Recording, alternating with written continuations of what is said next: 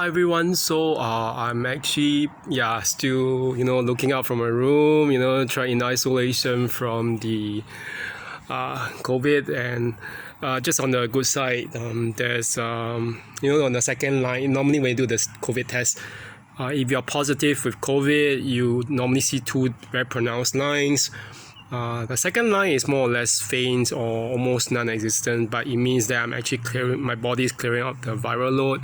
So hopefully by tomorrow or Friday I'll be fine, because I have to work, and I have to get out actually to get my stuff done, like grocery shopping and everything. So but it just means that I have to wear a mask when I get out, because and okay, I just wanted to talk about something else that is pertinent to the death count of the narcissist, because I mean we've been hearing a lot in the news about all this. It's so crazy. You have like people getting involved in student protests in the West, okay, and not just student protests, but even mass protests calling for racial genocide of Jews. And it's one thing to actually have issues with government, but it's another issue to actually take it out on the civilians or citizens, to blame the whole race or nationality for something that is done by the government, and it's not fair, okay? And there's this whole thing that dawned on me when I was thinking about it, and I was realizing, one thing is that the media isn't telling us a lot of things. Like everything is just tilted on one side, saying that all Jews are bad, all Israel is evil. But I mean, it's like the thing is, this is just one government that is making all these decisions, and now you're blaming everyone.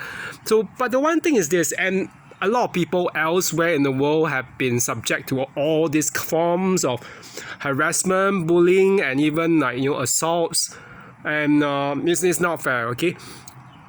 But it just made me realize some things, and and I just found that actually talking about COVID, I think that my COVID diagnosis was probably due to my dad. Actually, if you think about it, he didn't go to take any test, and obviously he probably had the COVID thing way before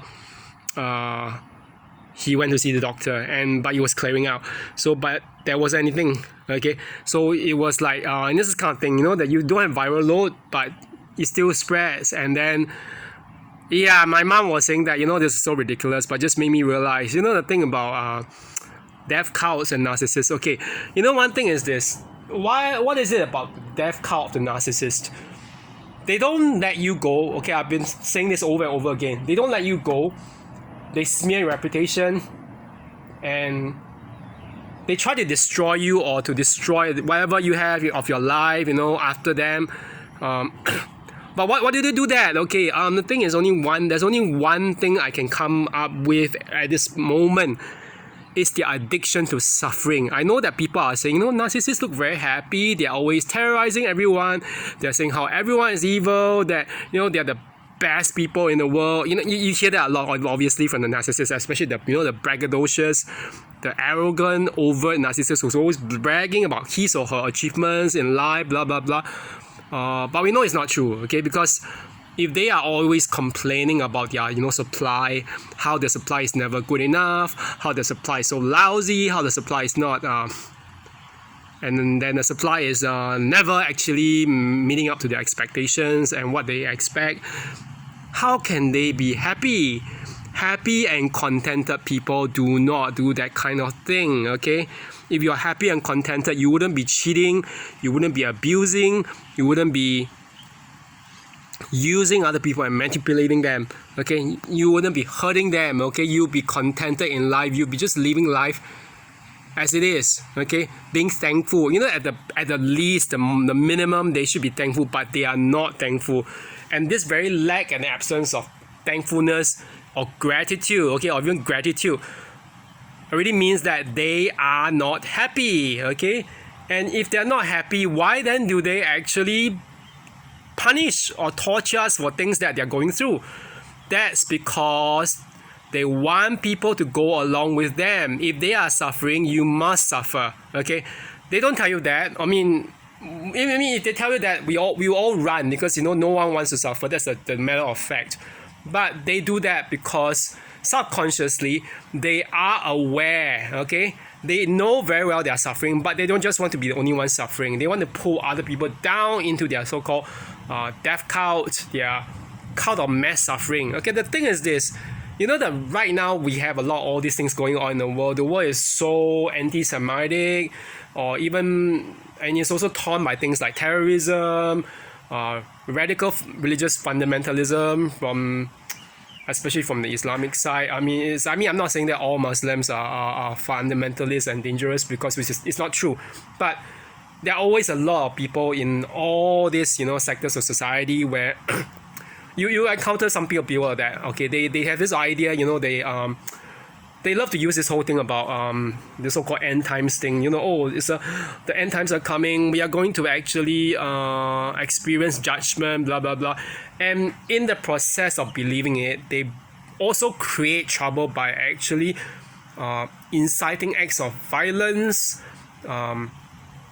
terrorism, things like that. It's a little bit like the self-fulfilling prophecy that, it was found, especially, like people like Nostradamus, the French seer, who predicted a lot of different things, that it was found that sometime in the, I think the 18th or 17th century, sometime in the 18th or 17th century, there's like centuries after him, someone was claiming that some of his prophecies would come true in this way, in terms of, Nostradamus prophecies. But in order to actually fulfill them, he was actually doing things like starting fires, creating disasters of his own, making. So the thing is this, the world as we know now, why is it suffering from what it's suffering? Is all largely because of this so-called death cult of narcissism. Okay, people are not exactly fully healed, and because they are not fully healed, they want to bring people along with them and pull them into the cult of suffering, into that so-called death cult and the hell. Okay, it's like this: if I'm in hell, you must join me in hell. Okay, none of us should actually buy that. Okay, and I used to say this one thing that was during my PhD times. I know that it's a bit far-fetched, but I say that we say that, okay, we always talk about praying for heaven, hell, heaven to come to earth. It's in Lord's prayer. Thy will be done on earth as it is in heaven. So it's the prayer in the Lord's prayer. Okay, one clause that asks God to bring heaven down to earth. So I used to say this to friends. We say that now it's not heaven. There's no heaven here, but we can make this world a better place, like heaven, even if it's not heaven. But people are not doing it. Instead, they're making a hell on earth, and hell on earth actually does exist. Okay, it's reflected in the kind of the acts of malice, unkindness that we do to other people. Okay. So I hope no one will actually go down that path of oh, I'm suffering, whatever, other people will actually suffer along with me.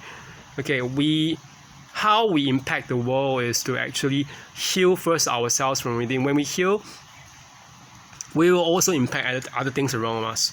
And it's a little bit like a domino effect. It kind of ricochets and it actually builds up, and eventually everything will become like a centrifugal. It spreads outwards. So this is one thing about kindness, things like that. Okay, so I think that also reminds me of that one thing, the one quote in the Lord of the Rings, that like Gandalf was always talking about Elrond's philosophy, that Elrond, being the elf lord, had believed that the only thing that was able to actually hold evil in check, especially the Dark Lord Sauron, was actually power. But like that would include military power, physical power, spiritual power, everything. But Gandalf actually said something otherwise. He said that it was actually the small random acts of kindness that we have in us that changes everything, the course of history. Okay. So I hope this will just sink in all of us, that we will realize this. And anyway, I'm actually off to get my lunch soon. My mom's making it, and I have to actually just even though I know I'm resting at home, everything, now I still have other things to do before I travel out. So I hope that things improve, And yeah, I'll be back to the gym and everything. So and yeah, and then preparing for Christmas and everything.